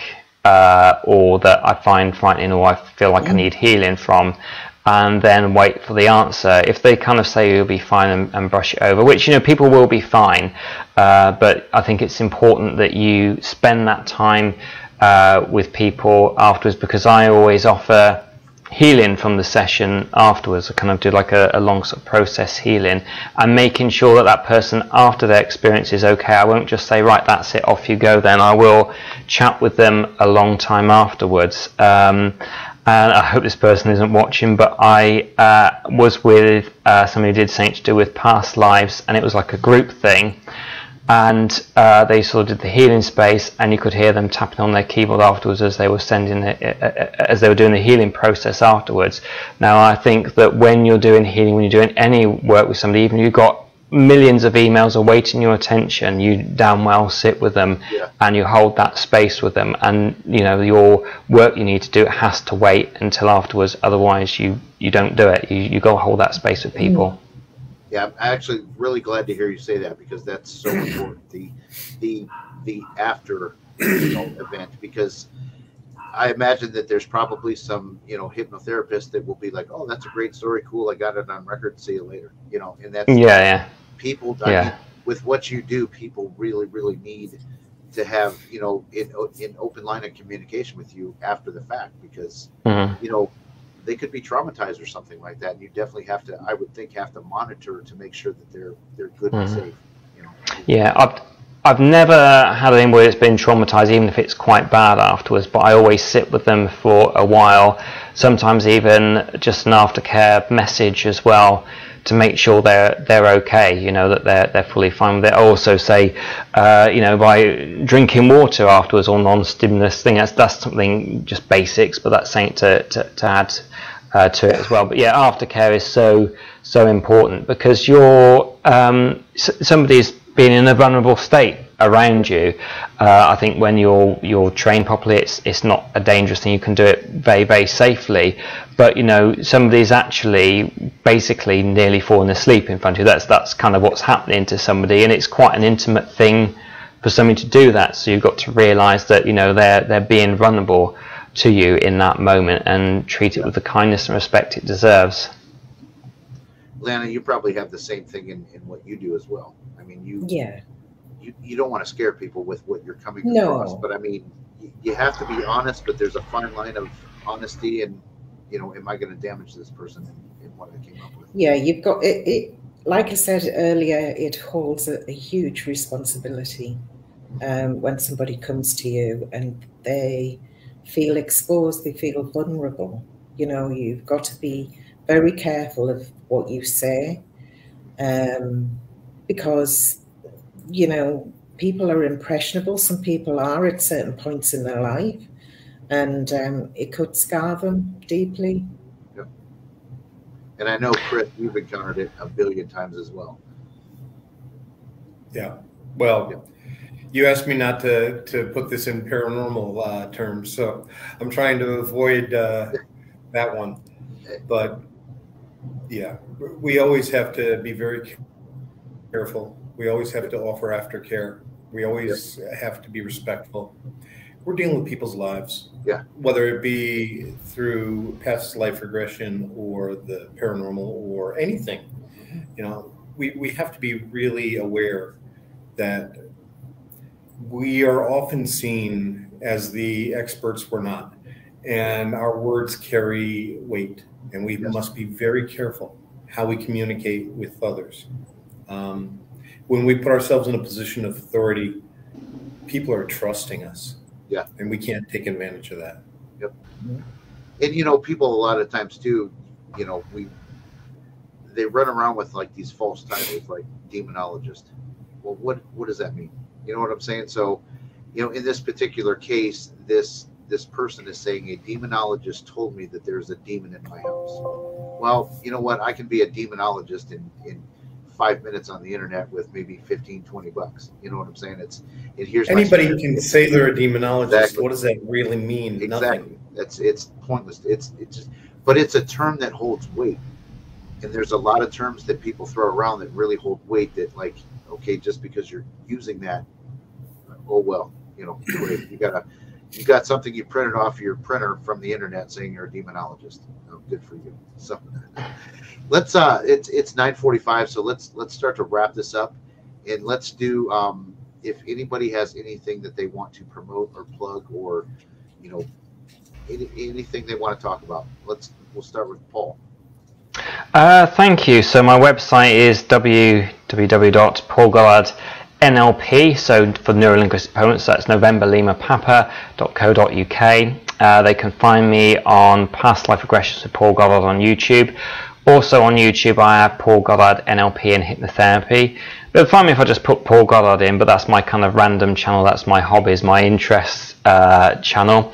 I'm on Facebook, Paul Goddard Past Life Regressions. I'm also on Paul Goddard NLP and Hypnotherapy.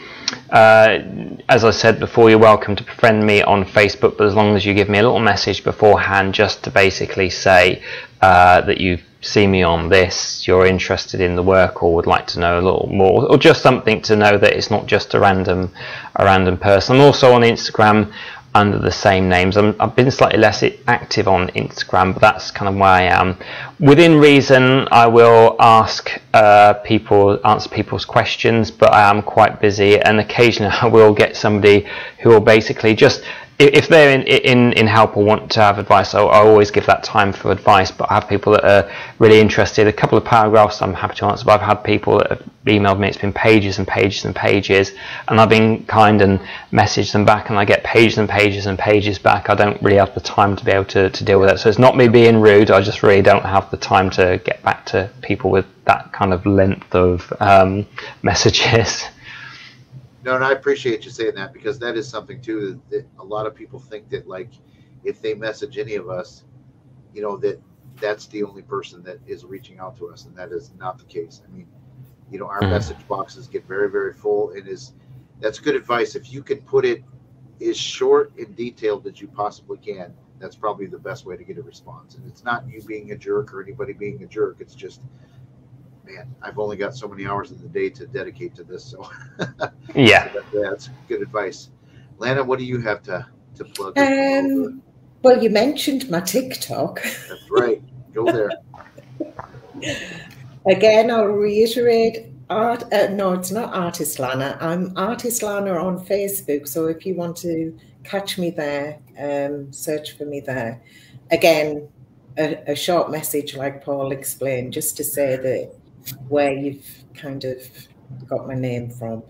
And I'll mention TikTok again, @Lana_Spirit Vibe. That's it. Yep. That's me. That's it. That was short. Chris, well, she's also got an amazing project she just finished up, and she's looking for a publisher for it. It's a set of spirit cards that are absolutely gorgeous. Oh, yeah. Why did you say that as well? That's right. Those are they're very, very. Thank you, Chris. I'm trying to look. I might actually have a picture of them from last week. But go ahead, Chris. What do you got to? What do you have to? No, nothing much. You know, my life's pretty sedate. Got nothing going on. Yeah, right. Let's see. We got time to kill, huh? Well, I'd have to ask Jeff what the name of our TikTok page or channel or whatever it is called. I think it's I don't called know. the Warren Files, I think. Okay, the Warren Files, which is also, if you want to see our videos again, go to the Warren Files on YouTube. Please subscribe. Yeah. And they've gotten much better since Jeff has been scrubbing them and making them look nice. We've had some great people help me over the years, but boy, those first 2 or 3 years worth of videos, yeah, you might want to give them a pass. It's just me. No, it's one of those things, though. It's interesting content, but the production is a little lacking. Oh, you are the nicest guy in the world. By the content is worth the view for sure. There's anyway. Let's see if you happen to be in Lima, Peru, on December 14th, we'll be doing another presentation here. Chances are very few of you will join us, but it's going to be at a great rock and roll bar. Did one there already once. After that, we are either going to Argentina, which is looking kind of unlikely, or back to Colombia, which is looking very likely. My favorite place in the world right now. Spend Christmas there with my lady, and after that, we'll see where we end up. We do have a Patreon page as well. Oh, see, yeah, I was going to say, Jeff, could you please tell everybody what we're up to, because I have no idea. No, so we're really trying to, I don't want to say reinvent, but we're trying to make the TikTok relevant, because we're trying to drive people from TikTok to our bigger platforms. And we have a lot of things that are in the works right now. It's just, you know, some of the stuff like the Beacon Theater that we did in Hopewell, Virginia. I just got permission yesterday that we can go ahead with that project. So that's going to be a, you know, full length, I don't want to say movie, but it's going to be a full length, you know, video, 45 minutes plus of our experience there, and, you know, the story of the place and all that other stuff. So that stuff takes that was a fascinating investigation, actually. Yep. And we got to help cross over a number of spirits. I got to confront a real cruel bastard. And I have to say that one was definitely worth our time. Yep. And plus, you know, I got to meet you in person, yes. Jeff, yep. and your lovely wife. Yes, we made the trip specifically to meet you guys. And Joe had encounters there too. I mean, Joe Frankie, yep. He had, you know, so this is going to be a really, really good video. And Paul Hayden, I don't know if you remember him, but he was part of Ray's team. But he went there, and I asked him, I said, you know, I'd like to interview with some of the history knowledge, blah, blah, blah, of the place. And he never got back to me for a week. And then he sent me, I'm not kidding you, 2 hours worth of videos. He went back there and he talked about the history, and he sent me all this stuff. It was fantastic. So, like, this is really, really going to shape up into a good documentary. So fantastic. So Patreon. And how check it out. How do people find our Patreon account? Because I have no idea. It is the Warren Legacy Foundation at Patreon. Or it's actually Patreon / the Warren Legacy Foundation. If you type in the Warren Legacy Foundation on Patreon's website, you'll find us. We also have a store, an online store. Yes, Teesprings. Yeah, but we haven't. Isn't it called Warren Legacy Foundation? I believe so. Yeah, but it's a Teespring store. Yeah. Yep.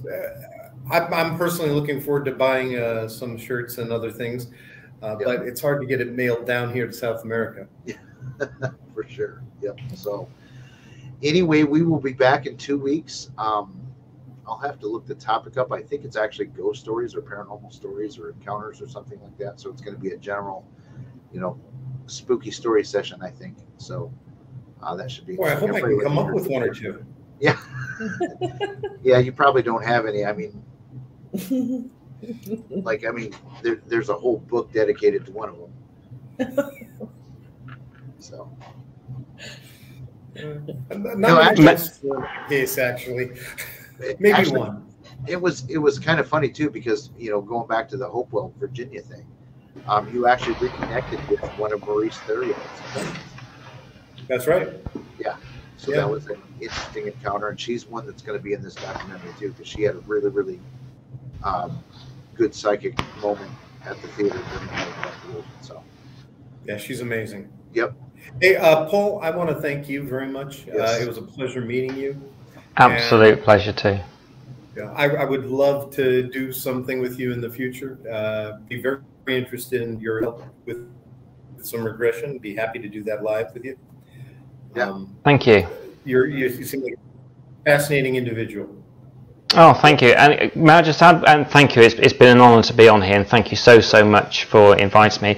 Can I just add one more thing which I forgot to say when people get in contact with me? I allow one space a week, so if anybody has a terminal illness, I don't charge if they want to have some healing work through a terminal illness. I leave one space a week that I can help somebody through with that. So I just wanted to put that, so you can contact me if you know somebody you think would benefit from it. I don't make any promises. I never say anything not to be in conjunction with your doctor. And some people say you shouldn't give false hope, but I also think it's not nice giving false hopelessness. So I'm there for those people as well if they want me. Yeah, there's a lot of people that, you know, if it's, let's say it's worth a try. You know what I mean? If Yes. no other options, it's safe. Try it out. Yeah. Yeah, that's where I'm at as well. Cool. All right. Well, And Lana, I just want to thank you as well. I always love being with you. Yep. Yeah, Lana and I actually, we started talking. So, you know, her and I have been a lot closer in the last couple of weeks because we started talking when we were going to do the British Paranormal show, and I involved her on a case, and you know, blah blah blah. And, you know, we chat every day quite a bit. So, you know, it's been a good meeting. Talk. Yep. So, all right. Thank you everybody for joining. And oh, wait a minute. There was one other real quick thing, Jeff. You didn't get to plug anything of yours, and you should, because you've got Boo Productions and all sorts of stuff. Yeah, but I don't. Okay, so my page is Boo Productions. Shush, just go ahead. All I do is Warren work now. You know, everything I do is I feel like Joe Frankie is, you know, pimped me out for his personal video maker. So no, but it's Boo Productions Paranormal. Yeah, no, it's all good. I love doing stuff for him. But it's Boo Productions Paranormal on Facebook. The same thing on YouTube, and we actually broadcasted this live on my YouTube page. But that's pretty much how to get a hold of us. And obviously through the Warren Foundation, I can always be reached. But yes, we've got a lot of projects in the works. Thing. All joking aside, the thing that really matters is the reason we do these. Yes. If you're in trouble, if you need help, our help is anonymous. Our help is free. And just go to www.warrenfiles.com or warrenlegacyfoundation.com, same site, and click on Contact Us. Yes. From there, you'll see a Google form. You can fill it out for us so we have a general idea of what you're dealing with. And from there, we can start the process of helping you to be free. Yes. Yep. All right, we will end it with that. So thanks again for joining us, everybody, and we will see you in 2 weeks or sooner. Thank you very much.